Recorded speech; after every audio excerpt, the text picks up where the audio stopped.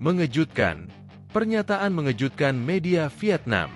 Jumawa karena juara Piala AFF 2024. Media Vietnam tantang timnas Indonesia turunkan deretan pemain naturalisasi terkuat di Piala AFF 2026. Inilah alasan kenapa Patrick Kluivert tak perlu pusing untuk turunkan Kelvin Verdong atau Dean James hadapi Australia dan Bahrain. Dua bek timnas Indonesia itu bisa main bareng dengan skema ini. Bicara apa adanya, Indra Syafri ungkap faktor yang menjadi penyebab timnas Indonesia sulit maju. Sebut hal ini jadi faktor utama. Bikin geram. Seketika publik bisa dibuat naik pitam, media Malaysia cari gara-gara lagi. Remehkan timnas Indonesia karena Bahrain diperkuat pemain berusia 16 tahun sampai berani bilang begini. Jadi sorotan FIFA. Fans Garuda minta striker ganas dari Papua ini comeback ke timnas Indonesia untuk hadapi Bahrain dan Australia. Siapa dia? Sosoknya asli bukan kaleng-kaleng. Mengejutkan, Ragnar Oratmangoen tak bisa main lawan Australia. Egy Maulana Fikri jadi pilihan Patrick Kluivert di lini depan timnas Indonesia. Mengejutkan, kepada media Belanda, striker timnas Indonesia Rafael Struijk sebut fans timnas Indonesia tidak normal. Ini alasannya. Simak ulasan terlengkapnya sebagai berikut. Tapi sebelum itu jangan lupa subscribe agar kalian tidak ketinggalan informasi terbaru seputar timnas Indonesia setiap harinya.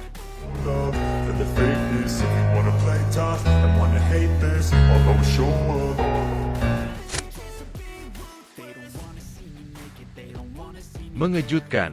Pernyataan mengejutkan media Vietnam. Jumawa karena juara Piala AFF 2024. Media Vietnam tantang timnas Indonesia turunkan deretan pemain naturalisasi terkuat di Piala AFF 2026. Media Vietnam, Soha VN, menantang timnas Indonesia menurunkan skuad terkuat saat mengarungi Piala AFF 2026. Soha VN menilai jika timnas Indonesia menurunkan pemain-pemain top seperti Ula Romeni, Emil Audero, Dean James dan Joey Plupesi, skuad Garuda akan menjadi lawan yang tangguh bagi timnas Vietnam. Dari segi usia, Ula Romeni, Emil Audero, Dean James dan Joey Plupesi sudah berusia di atas 23 tahun sehingga tak bisa ambil bagian di SEA Games 2025. Sebab, tuan rumah Thailand tidak mengizinkan pemain yang usianya di atas 23 tahun untuk ambil bagian, tulis Soha. Jika Ula Romeni dan kawan-kawan bermain di Piala AFF 2026, tentu timnas Vietnam memiliki pesaing yang tangguh, lanjut Soha. Apa yang disampaikan Soha memang terkesan nyeleneh. Setelah timnas Vietnam juara Piala AFF 2024, media-media Vietnam langsung jemawa. Namun, mereka lupa bahwa saat itu mayoritas tim kuat Asia Tenggara tidak menurunkan pemain-pemain terbaik mereka. Di skuad timnas Thailand tidak terdapat pemain-pemain bagian macam Therathon Bunmathan, Chanatip Songkrasin, dan lain-lain. Sementara di skuad timnas Malaysia, pemain-pemain top Johor Darul Teazim seperti Arif Aiman hingga Romel Morales tidak ambil bagian. Begitu juga dengan timnas Indonesia. PSSI saat itu hanya mengirim pemain-pemain yang usianya di bawah 23 tahun. Tercatat hanya ada satu personel yang usianya di atas 23 tahun, yakni Asnawi Mangkualam, 25 tahun. Meski turun dengan pemain-pemain muda, timnas Indonesia hanya kalah 0-1 dari Vietnam yang berkekuatan penuh.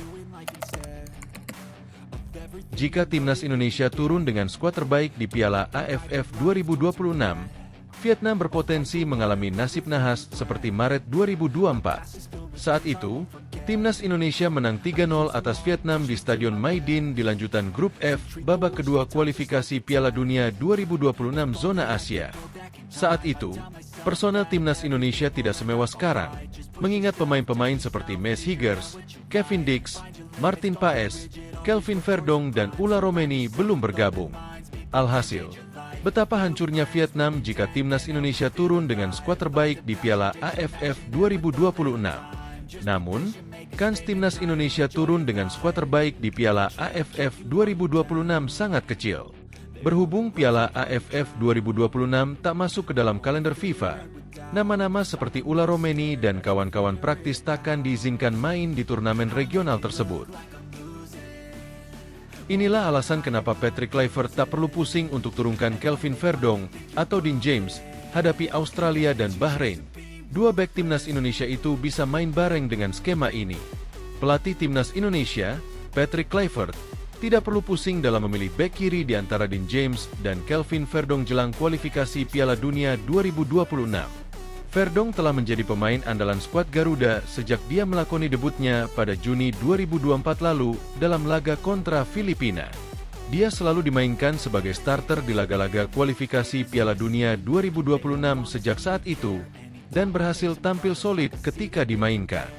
Verdonk merupakan bek kiri yang tak tergantikan, meskipun sesekali dia dimainkan di pos bek tengah oleh Shin Tae-yong. Sang pemain Eniche Nijmegen memang bisa dimainkan di banyak posisi, termasuk di pos bek tengah. Selain bek tengah, sang pemain berusia 27 tahun juga bisa diandalkan di posisi lain, yaitu sebagai gelandang tengah. Verdonk pernah bermain di posisi tersebut bersama klubnya, Eniche Nijmegen, namun tidak secara reguler tentunya. Ex-pemain Feyenoord ini bisa menawarkan solusi kepada Patrick Kluivert agar tidak bingung soal siapa yang bermain di pos bek kiri. Timnas Indonesia akan kedatangan 3 amunisi baru, dengan Dean James, Emil Audero, dan Joey Plupesi akan menyelesaikan proses naturalisasinya. James adalah bek kiri yang bermain secara reguler di klub kasta tertinggi Liga Belanda, Eredivisie, yaitu Go Ahead Eagles. Kualitasnya bisa dibilang sama dengan Verdonk, namun kehadirannya tidak perlu mengorbankan sang pemain berdarah Aceh. Kluivert bisa memainkan Verdonk di lini tengah, bersama dengan Tom Haye dan Joey Plupesi dalam skema 4-3-3. Itu adalah formasi kesukaannya, sekaligus akan mengubah timnas Indonesia yang terbiasa bermain dengan 3 bek di era Shin Tae-yong. Verdonk bisa mengisi pos gelandang tengah dan di sisi kiri, selagi Haye di tengah dan Plupesi di kanan. Dengan demikian, Dean James bisa beraksi di posisi aslinya, yaitu sebagai bek kiri. Skema ini bisa jadi menyelesaikan persoalan bek kiri di timnas Indonesia, sekaligus memaksimalkan para pemain terbaik yang tersedia. Bicara apa adanya, Indra Syafri ungkap faktor yang menjadi penyebab timnas Indonesia sulit maju, sebut hal ini jadi faktor utama. Mantan pelatih timnas Indonesia U20 Indra Syafri buka suara tentang faktor-faktor yang menurutnya menyebabkan sepak bola di Indonesia sulit maju. Sebagaimana diketahui, Indra Syafri baru saja gagal membawa timnas Indonesia U20 melaju ke Piala Dunia U20 setelah tersingkir di fase grup Piala Asia U20. Sebuah hasil yang membuat publik pencinta sepak bola Indonesia kecewa, sebab skuad asuhan Indra Syafri dinilai telah melakukan persiapan yang amat panjang. Setelah kami di PSSI, baik saya, Wakil Ketua Umum, dan para exco mengadakan evaluasi, kami berkeputusan untuk melepas Coach Indra Syafri sebagai pelatih kepala timnas U20, kata Ketua Umum PSSI Erick Thohir, dikutip dari laman PSSI pada 24 Februari 2025. Walaupun demikian, Erick Thohir mengucapkan terima kasih atas jasa dan kerja keras yang telah ditunjukkan Indra Syafri selama menangani Garuda Muda, di mana pelatih asal Sumatera Barat itu telah menyumbangkan gelar juara AFF U19 2024 dan lolos Piala Asia U20 2025. Jauh sebelumnya, Indra Syafri juga memenangkan AFF U19 2013, Piala AFF U22 2019, serta medali emas SEA Games 2023. Keputusan untuk melepas Coach Indra diambil secara profesional. Artinya, Coach Indra juga memahami dan menerima keputusan tersebut. Secara pribadi dan organisasi, hubungan kami tetap baik. Coach Indra masih dan akan tetap menjadi bagian dari sepak bola Indonesia, tegas Erick. Jauh sebelum pemecatannya, Indra Syafri mengutarakan pendapatnya soal mengapa sepak bola Indonesia sulit maju dibandingkan dengan Jepang yang baru memiliki kompetisi resmi pada 1992. Padahal di awal pendiriannya, Jepang juga sempat belajar pengelolaan sepak bola ke Indonesia, tepatnya di era Galatama. Salah seorang pemain Indonesia, Ricky Yakobi, bahkan sempat direkrut tim Jepang Matsushita Electric FC, atau yang sekarang bernama Gamba Osaka. Kemudian tak butuh waktu lama bagi Jepang untuk ikut pertama kali ikut Piala Dunia pada 1998, dan tak pernah absen di tiap edisi Piala Dunia setelahnya. Jepang kini menempati peringkat 24 FIFA. Banyak dari pemain tim negeri Sakura yang memiliki karir cemerlang di Eropa. Sementara Indonesia sampai saat ini masih kesulitan bersaing di tingkat Asia Tenggara dan menempati peringkat 152 dunia. Pesepak bola Indonesia juga kesulitan untuk bisa berkarir di Eropa. Baru beberapa tahun terakhir sejak PSSI merekrut Shin Tae-yong, timnas Garuda bisa berbicara banyak. Itu pun dengan bantuan pemain diaspora yang lahir dan besar di benua biru. Lantas apa yang menyebabkan sepak bola Indonesia tertinggal dari Jepang? Indra Syafri menjelaskan salah satu faktornya. Bisa dibayangkan, pelatih kita hanya 7.000 orang, sementara Jepang punya 80.000, kata Indra Syafri dalam tayangan YouTube R66 Media. Padahal secara jumlah penduduk, luas wilayah, dan kecintaan pada sepak bola Jepang secara angka jauh lebih sedikit dari Indonesia. Dan sepak bola itu, olahraga, nomor satu di Jepang kan belum tentu. Itu yang mereka lakukan memperbanyak jumlah pelatih, kata Indra Syafri. Pelatih yang memegang sertifikasi A-Pro di Indonesia juga baru 21 orang. Ini baru saya bikin lagi yang gelombang kedua 20 orang. Jepang sudah hampir 2.000 orang, ujar Indra. Semakin banyak jumlah pelatih diharap mampu menangani tingginya minat anak-anak Indonesia menjadi pesepak bola. Bikin geram. Seketika publik bisa dibuat naik pitam, media Malaysia cari gara-gara lagi. Remehkan timnas Indonesia karena Bahrain diperkuat pemain berusia 16 tahun sampai berani bilang begini. Media Malaysia cari gara-gara dengan menyebut timnas Indonesia bisa dibantai Bahrain oleh pemain berusia 16 tahun. Pelatih Bahrain, Dragan Talajic sudah mengumumkan daftar pemain yang dipanggil untuk menghadapi timnas Indonesia. Laga Bahrain menghadapi timnas Indonesia akan berlangsung di Stadion Utama Gelora Bung Karno, SUGBK, pada 20 Maret 2025. Dalam daftar 26 pemain yang dipanggil untuk menghadapi Indonesia, ada satu nama cukup mengejutkan, yaitu Said Al. Pasalnya, dia baru berusia 16 tahun dan kini sudah berhasil masuk ke tim nasional senior Bahrain untuk laga penting. Said Al-Wadai merupakan salah satu berlian bagi sepak bola Bahrain yang sempat menimba ilmu di Spanyol bersama Akademi Villarreal. Dia membawa Akademi Villarreal menjadi juara Villarreal Academy Cup 2024 dan runner-up Yellow Cup 2024, serta menjadi top skor. Di Piala Teluk 2024, Said Al-Wadai mendapat kesempatan untuk bermain di tim senior dan turut berkontribusi membawa gelar juara. Dengan catatan impresif itu, banyak pihak yang menganggap Said Al-Wadai bisa merepotkan timnas Indonesia di laga nanti. Media Malaysia, Stadium Astro justru meremehkan Indonesia dengan menyebut Said Al-Wadai bisa membantai tim besutan Patrick Kluivert. Kualifikasi Piala Dunia 2026, striker Bahrain dengan 16 taruhan membantai Indonesia. Bunyi judul artikel Stadium Astro, dikutip pada Kamis, 6 Maret 2025. Bahrain telah mengumumkan daftar 26 pemainnya jelang laga putaran ketiga kualifikasi Piala Dunia 2026 zona Asia melawan Jepang dan Indonesia di Stadion Gelora Bung Karno, 25 Maret ini. Di antara mereka yang mencuri perhatian adalah pemain muda berusia 16 tahun yang bersekolah di Akademi Villarreal untuk menjadi taruhan Dragan Talajic di lini serang. Bahrain akan hadir dengan misi wajib merayakannya karena saat ini berada di posisi kelima grup C, berbagi 6 poin yang sama dengan Indonesia setelah 6 pertandingan dengan skuad Garuda di peringkat ketiga. Pungkas artikel Stadium Astro. Timnas Indonesia berpotensi diperkuat 4 tambahan amunisi baru, yaitu Ula Romeni, Emil Audero, Dean James, dan Joey Pelupesi. Emil Audero, Dean James, dan Joey Pelupesi sudah mendapat persetujuan DPR RI untuk dinaturalisasi. Sementara Ula Romeni dipastikan bisa turun berlaga setelah proses naturalisasinya telah rampung.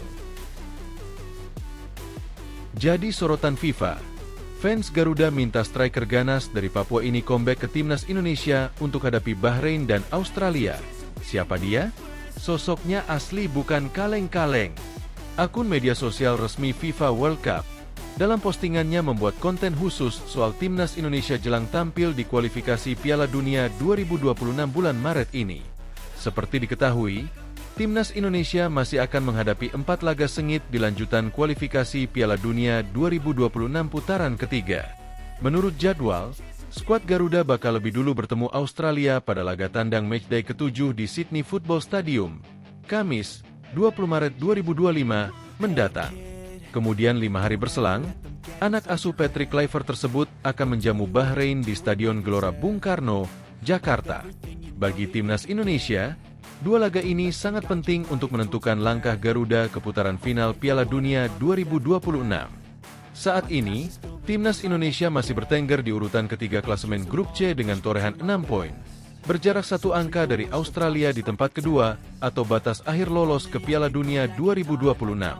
Jelang laga sengit tersebut, timnas Indonesia tiba-tiba mendapat sorotan khusus dari FIFA. Dilansir dari media sosial resmi FIFA, induk sepak bola dunia tersebut membuat konten soal pemain legenda timnas Indonesia yang dianggap layak dipanggil ke skuad saat ini. Dalam postingan tersebut, para supporter timnas Indonesia sepakat untuk memanggil kembali Boa Solosa dan Bambang Pamungkas ke skuad arahan Patrick Kluivert. Menurut salah satu supporter, kehadiran Boa Solosa yang punya kemampuan serta kecerdasan dalam mengolah bola diprediksi bakal membuat lini depan timnas Indonesia makin tajam. Sayang ingin Boa Solosa main lagi di timnas Indonesia. Skillnya dan pengetahuan dalam bermain, aku rasa bisa membangun timnas Indonesia lebih baik lagi, ucap salah satu supporter dalam video postingan akun FIF Awarcu. Sebagai informasi, baik Boa Solosa dan Bambang Pamungkas merupakan dua pemain timnas Indonesia yang sempat jadi andalan skuad Garuda di lini depan. Keduanya bahkan masuk dalam 20 besar top skor sepanjang masa timnas Indonesia saat ini. Bambang Pamungkas tercatat mampu mencetak 38 gol dari total 86 penampilan, sedangkan Boa Solosa mencetak 13 gol dari 50 caps buat skuad Garuda. Saat ini, Bambang Pamungkas yang sudah berusia 44 tahun tak lagi aktif sebagai pemain dan penampilan terakhirnya di timnas Indonesia terjadi pada tahun 2012 lalu. Sementara Boa Solosa saat ini masih aktif bermain untuk Persipura Jayapura di Liga 2 Indonesia. Striker berusia 38 tahun tersebut bahkan berhasil jadi pahlawan Persipura dalam play-off degradasi lewat golnya. Mengejutkan, Ragnar Oratmangoen tak bisa main lawan Australia. Egy Maulana Fikri jadi pilihan Patrick Kluivert di lini depan timnas Indonesia. Timnas Indonesia dipastikan akan tampil tanpa kehadiran salah satu pemain andalannya, Ragnar Oratmangoen, pada laga kualifikasi Piala Dunia 2026 melawan Australia pada Kamis 20 Maret. Pemain yang kini membela FCV Dender di Liga Belgia, terkena hukuman akumulasi kartu kuning yang membuatnya harus absen dalam pertandingan penting tersebut. Ragnar Oratmangoen, yang tampil gemilang bersama timnas Indonesia, sudah mengumpulkan 2 kartu kuning dalam putaran ketiga kualifikasi Piala Dunia 2026. Kartu kuning pertama ia dapatkan ketika Indonesia bertemu Bahrain pada 10 Oktober 2024, dan kartu kuning kedua didapat pada laga melawan Arab Saudi pada 19 November 2024. Dengan mendapatkan 2 kartu kuning tersebut, Oratmangoen harus menjalani hukuman akumulasi dan tidak dapat bermain dalam pertandingan melawan Australia di Sydney Stadium. Absennya Ragnar Oratmangoen membuka peluang bagi pemain-pemain lain untuk mendapatkan kesempatan tampil sebagai pengganti. Pelatih timnas Indonesia, Patrick Kluivert, kini harus mencari solusi terbaik untuk mengisi posisi yang ditinggalkan Oratmangoen. Salah satu nama yang berpotensi menggantikan Oratmangoen adalah Egy Maulana Fikri.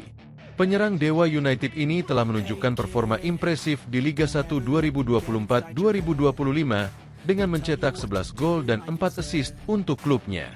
Egy Maulana Fikri telah membuktikan dirinya sebagai pemain yang efektif dan tajam di lini depan.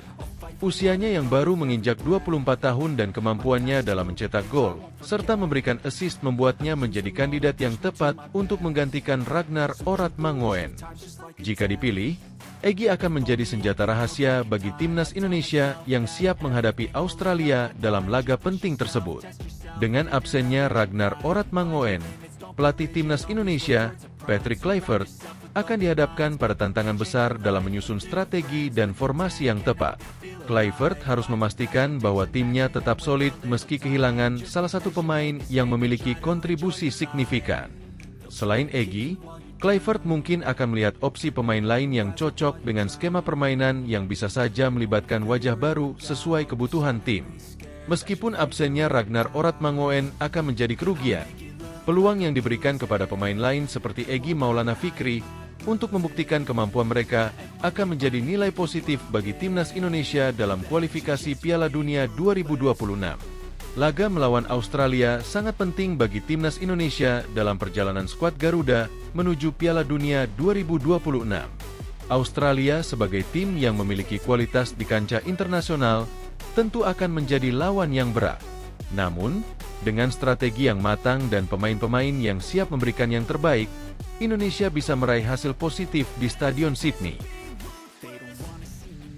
Mengejutkan, kepada media Belanda, striker timnas Indonesia Rafael Struijk sebut fans timnas Indonesia tidak normal.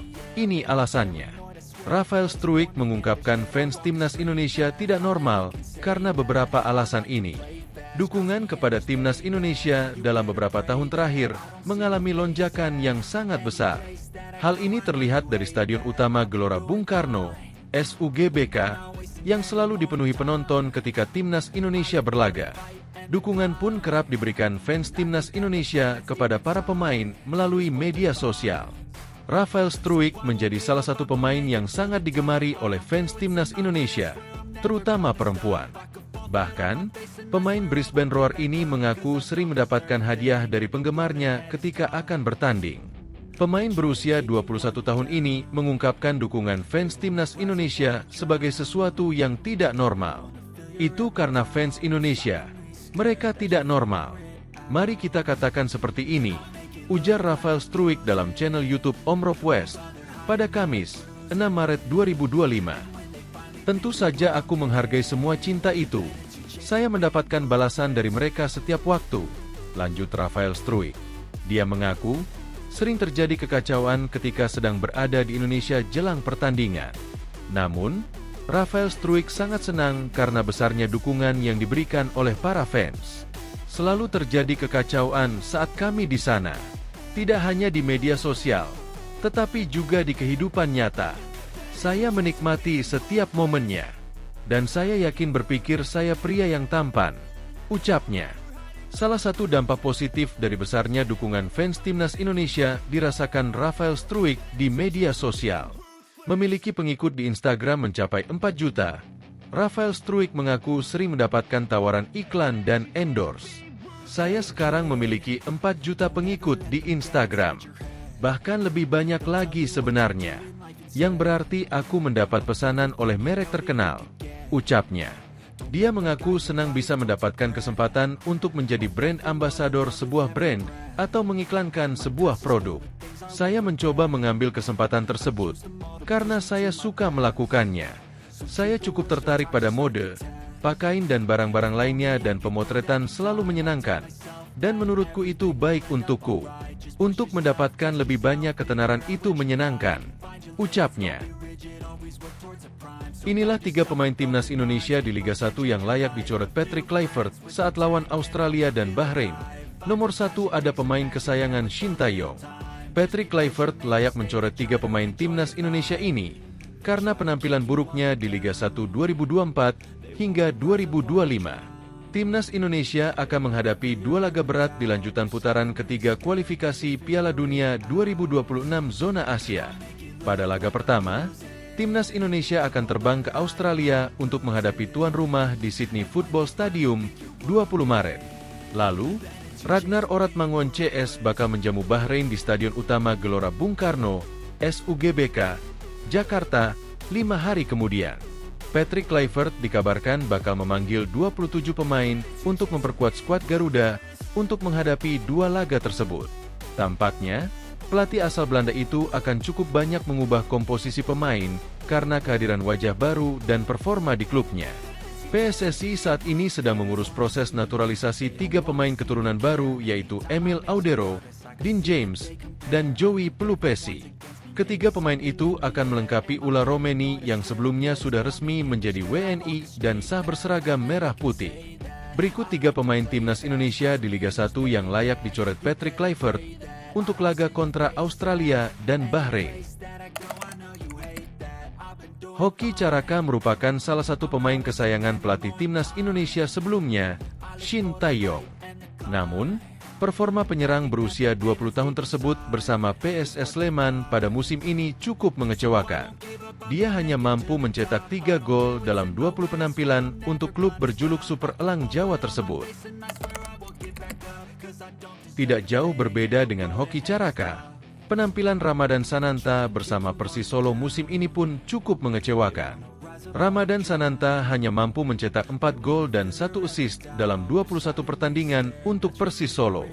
Dengan performa yang masih angin-anginan, bukan tidak mungkin dia bakal dicoret Patrick Kluivert dari skuad timnas Indonesia. Dimas Derajat pada awalnya mampu tampil cemerlang bersama Persib Bandung di lini serang. Dia diberikan tugas untuk menggantikan posisi David da Silva yang sempat mengalami cedera hingga harus absen panjang. Namun, cedera yang menghantuinya membuat Dimas hanya mengemas 12 penampilan dengan mencetak 2 gol bersama Maung Bandung.